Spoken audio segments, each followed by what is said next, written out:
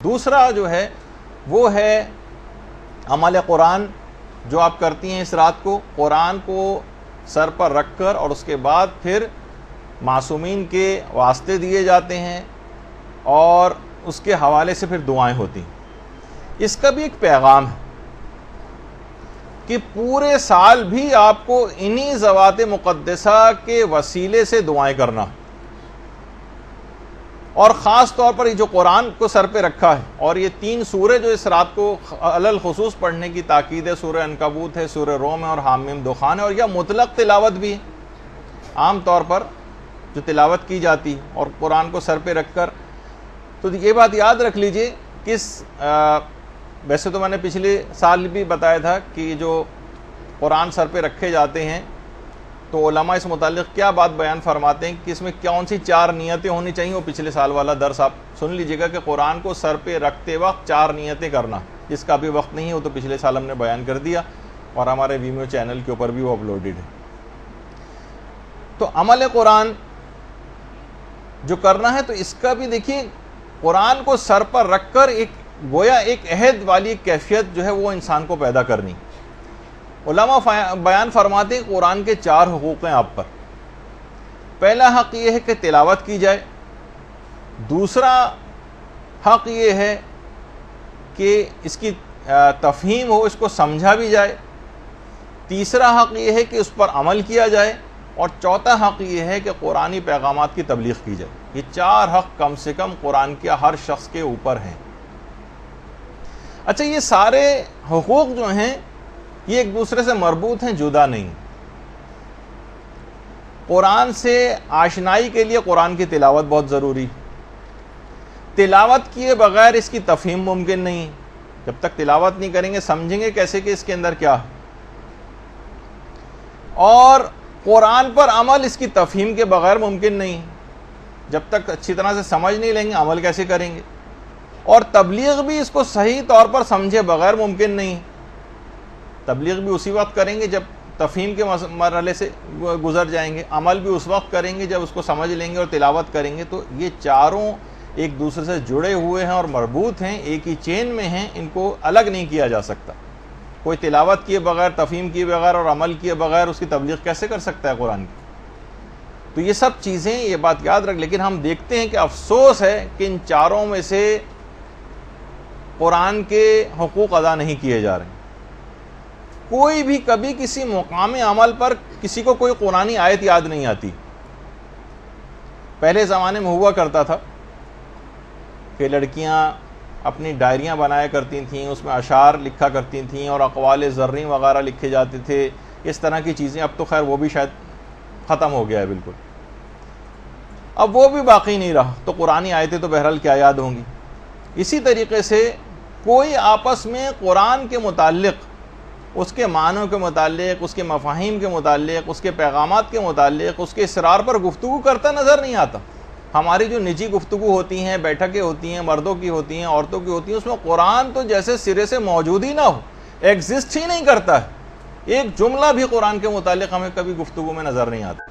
یہ کون ادا کیا جا رہا ہے قرآن کا؟ اور قرآن کو کہا جاتا ہے قرآن بالکل تنہا ہے، تنہا۔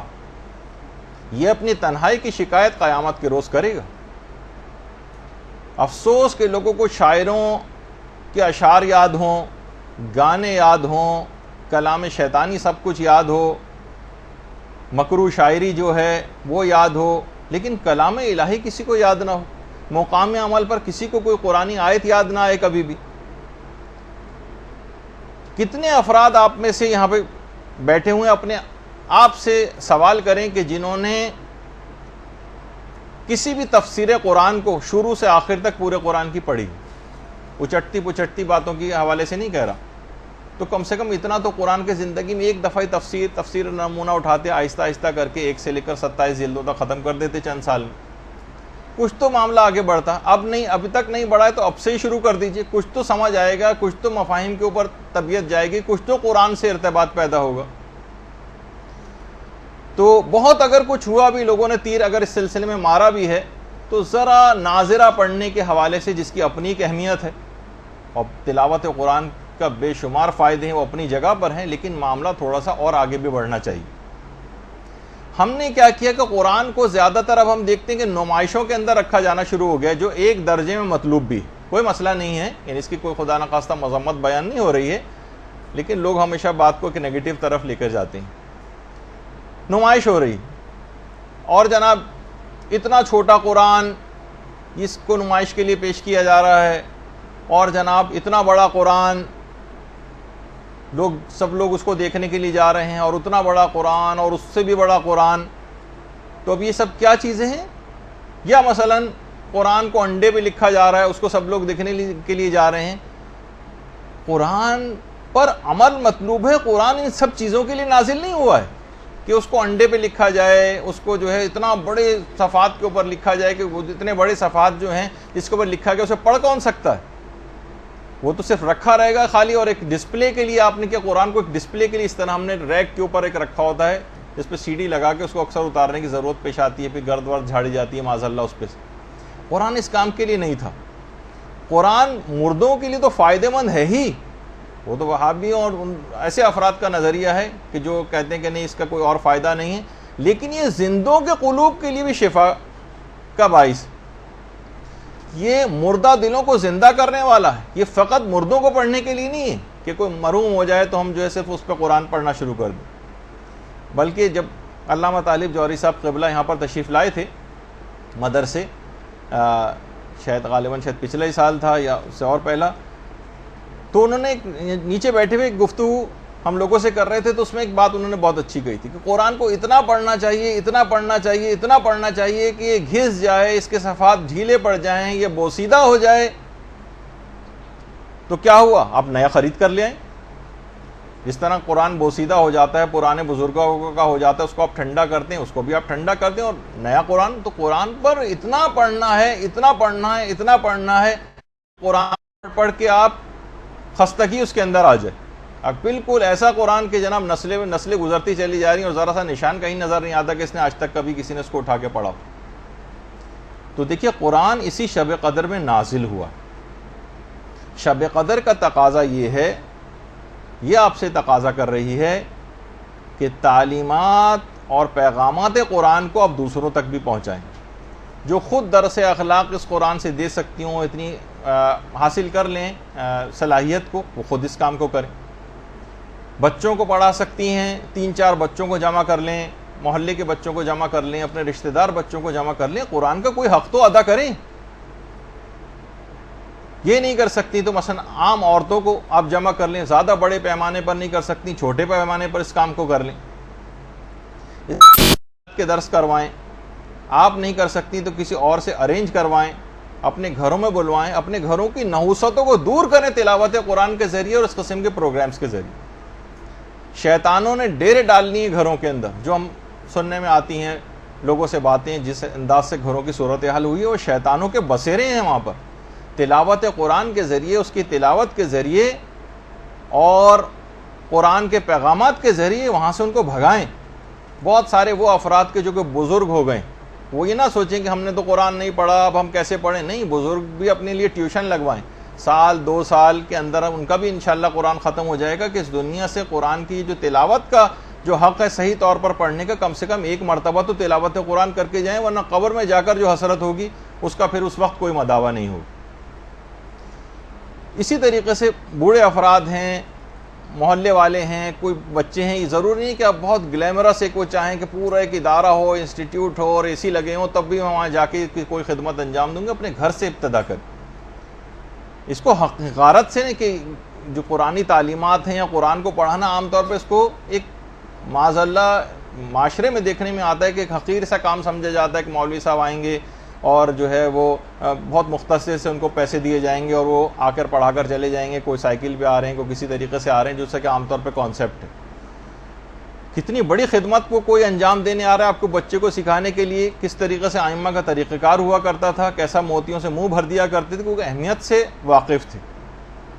اسی طریقے سے قرآن کی تفسیر کے جو کوئی خاتون معلمہ آپ کو مل سکتی ہوں، کوئی سینئر مل سکتی ہوں، آپ خود نہیں دے سکتی تھی، کسی کو ارینج کروا سکتی ہوں، آپ بلوائیے، کسی عالم کو بلوائیے، یہ تو خیر مرجع لیول کے چھوٹے عالموں کو بلوائیے، کہ جو قرآن کے سلسلے میں، تاکہ کسی طور پر قرآن کا حق ادا ہو سکے۔ وہ 3 چیزیں تو آپ کو گھر پہ عمل کرنا، اور تبلیغ والا جو ہے یا تو خود آگے بڑھ کے اتنا علم حاصل کر لیں کہ اس کے اوپر کچھ تبلیغ اس کی کروا سکیں، یا یہ کہ کسی عالم کو بلوائیں۔ اپنی پوری زندگی قرآن کی کوئی خدمت تو کر جائیں۔ کیا قرآن کی کوئی خدمت کیے بغیر ہم مرنا چاہتے ہیں؟ کیا ہم یہ چاہتے ہیں کہ قرآن کل ہماری شکایت کرے؟ دیکھیں، امام خمینی تک اپنے بہت سے جلسوں کے اندر طالب علموں کو، بچوں کو کھڑا کر کے تلاوت قرآن سنا کرتے تھے۔ بہت اہمیت کے متعلق معلومات تھیں، تو تاکہ کل یہ آپ کی شکایت نہ کرے۔ قرآن جب شب قدر میں نازل ہوا ہے تو اس رات کا تقاضا اور پیغام یہ ہے کہ اس قرآن کی تعلیمات کو پھیلانے میں آپ اپنا کردار ادا کریں، ورنہ قبر میں اس وقت افسوس کا کوئی فائدہ نہیں ہوگا کہ جب کہ قبر کی وحشتناک جو اندھیرے ہیں وہ دامن گیر ہوں۔ اس وقت فقط قرآن کی روشنی وہاں پر کام آئے گی۔ دیکھیں، مخلص اور سچے اصحاب پیغمبر جو تھے، جب تک قرآن کی کسی ایک آیت کو سیکھ کر اس پہ عمل نہیں کرتے تھے تب تک وہ اگلی آیت سیکھتے ہی نہ تھے۔ مخلص اصحاب کا طریقہ کار تھا۔ بہت سے اس طرح کے تھے کہ بس ایک آیت سیکھ کے گئے کہ علم یعلم بان اللہ یرا، یعنی پروردگار ایک ایک عمل کو ہمارے دیکھ رہا ہے، کہتے بس ہمارے لیے کافی۔ تو ان کے لیے بات کہی گئی کہ یہ فقیہ ہو کر گیا، یعنی ایک آیت پر اتنا زیادہ اثر قبول کرتے تھے۔ اور ہم پوری زندگی ہو گئی، ہر دفعہ اتنے سننے میں آتا ہے کہ فلاں صاحب نے اتنے قرآن ختم کر دیے اور اتنے قرآن ختم کر دیے، اور ہم نے 2 ہو گئے اور 3 ہو گئے اور 4 ہو گئے اور 5 ہو گئے، لیکن کوئی نظر نہیں آتا اس تلاوت قرآن کا، کیونکہ ہماری نیت عمل کرنے کی ہوتی نہیں۔ پیغمبر اسلام خود اتنا زیادہ آیات قرآنی کا اثر قبول کرتے تھے، اتنا متاثر ہوتے تھے کہ بعض اوقات نماز شب میں ایک ہی آیت کو بار بار دہراتے تھے۔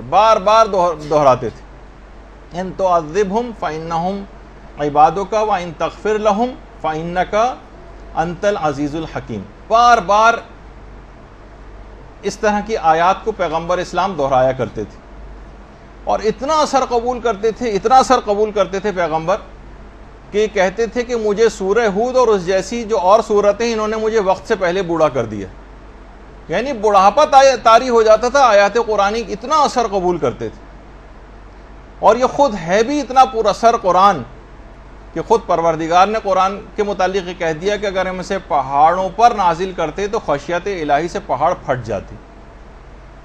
جاتے۔ اور اتنا قرآن پہ پیغمبر نے عمل کر کے دکھایا کہ خود پیغمبر اسلام کی ایک زوجہ یہ فرماتی ہیں کہ آپ کا جو اخلاق ہے وہ قرآن ہی تو ہے۔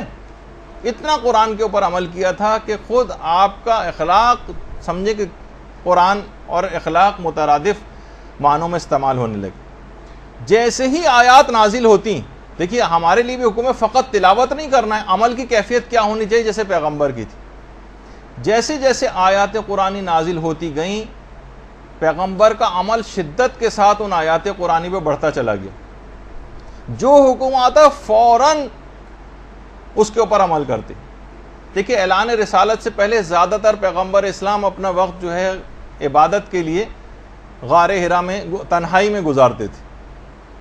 جو حکم آتا فوراً عمل کرتے، تو عبادت کے لیے غار حرا جاتے تھے اس سے پہلے۔ لیکن جب وہ آیت نازل ہوئی وانذر عشیرتک الاقربین، کہ اب تبلیغ کا کام شروع کرو، اب لوگوں کو ڈراؤ۔ اس کے بعد پیغمبر نے ساری زندگی مکمل طور پر غار حرا کو ایک لحاظ سے ترک کر دیا اور مسلسل دعوت و تبلیغ کے اندر مشغول رہے، اور بالکل نہ گھبرائے، نہ کبھی اکتائے، نہ، اور آخری سانس تک تبلیغ کے اندر مصروف رہے۔ اچھا، ادھر صبر و استقلال کا حکم آیا قرآن کے اندر تو کافروں کی کتنی زیادہ مخالفت تھی، طائف میں جاہلوں نے کیسا پیغمبر پہ تشدد کیا تھا، اور مدینے کے جو یہودی تھے اور منافقین تھے ان کی سازشوں کے سامنے پیغمبر صبر و ثبات کا ایک پہاڑ بن کر کھڑے ہو گئے، ایسا عمل کیا۔ مدینے میں جب جہاد کا حکم آیا تو مدنی پوری زندگی جہاد سے عبارت ہو گئی، غزوات، سرایا، جنگ و صلح، لشکر کشی، فتوحات سے پوری زندگی اس کے بعد عبارت رہی۔ یہ سب کیا تھے؟ قرآنی آیات پر عمل کرتے جا رہے تھے۔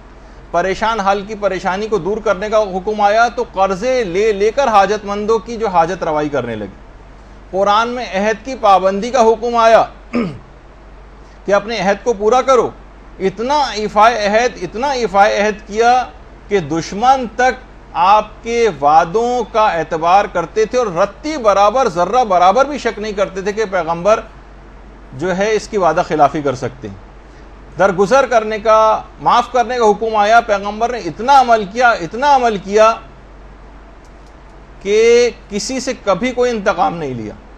عدل و انصاف کرنے کا حکم آیا، اتنا عمل کیا کہ دشمنان تک پیغمبر کے دیکھ کر حیران رہ جاتے تھے کہ کس طرح سے اتنا عدل و انصاف ممکن ہے۔ حکم شکر آیا قرآن کے اندر، تو پیغمبر اتنا شکر گزار بندے بنے، اتنا شکر کہ اتنی عبادت کرتے کہ ساری رات گزار دیتے۔ سوتے وقت، سونے کے لیے جاتے تو شکر کرتے، جب بستر سے اٹھتے تو شکر کرتے، کوئی نعمت ملتی تو شکر کرتے، کھانا کھانے کے بعد شکر کرتے، لباس جب اس وقت تبدیل کرتے اس وقت شکر کرتے، آئینہ دیکھتے اس وقت شکر کرتے، چاند دیکھتے اس وقت شکر کرتے، وضو کرنے کے بعد شکر کرتے، بیمار پرسی کے لیے جاتے اس وقت شکر خدا انجام دیتے، خریداری کے لیے بازاروں میں جاتے تو شکر کرتے۔ کوئی زندگی کا لمحہ ایسا نہیں تھا کہ جب پیغمبر حمد و شکر نہ بجا لاتے ہوں قرآن پر عمل کرنے کی وجہ سے۔ اور جب قرآن کی وہ آیت نازل ہوئی کہ وَكُلُوا وَاشْرَبُوا وَلَا تُسْرِفُوا، کہ کھاؤ پیو اور اسراف نہ کرو، تو بھوک جب تک نہ لگتی نہ کھاتے پیغمبر، اور تھوڑی سی بھی اگر بھوک باقی رہ جاتی تھی تو اپنے ہاتھ کو کھینچ لیا کرتے تھے۔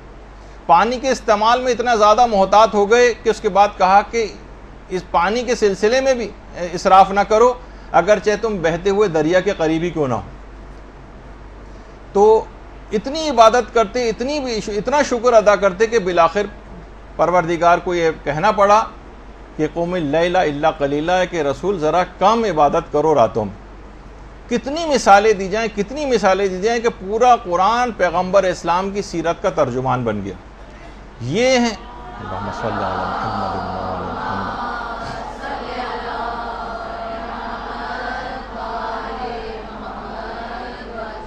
یہ ہیں حقوق قرآن کے، ایسا ہوتا ہے ان کے اوپر عمل اور ایسی ہوتی ہے ان کی تبلیغ۔ اتنا عمل کہ اس کے بعد پھر پیغمبر اسلام کے لیے پروردگار کو کہنا پڑا کہ ان اللہ و ملائکتہ یصلون علی النبی یا ایھا الذین آمنوا صلوا علیہ وسلموا تسلیما۔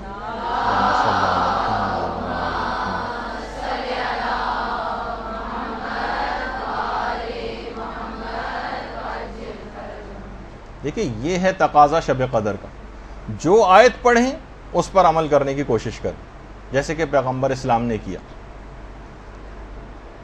اچھا، اب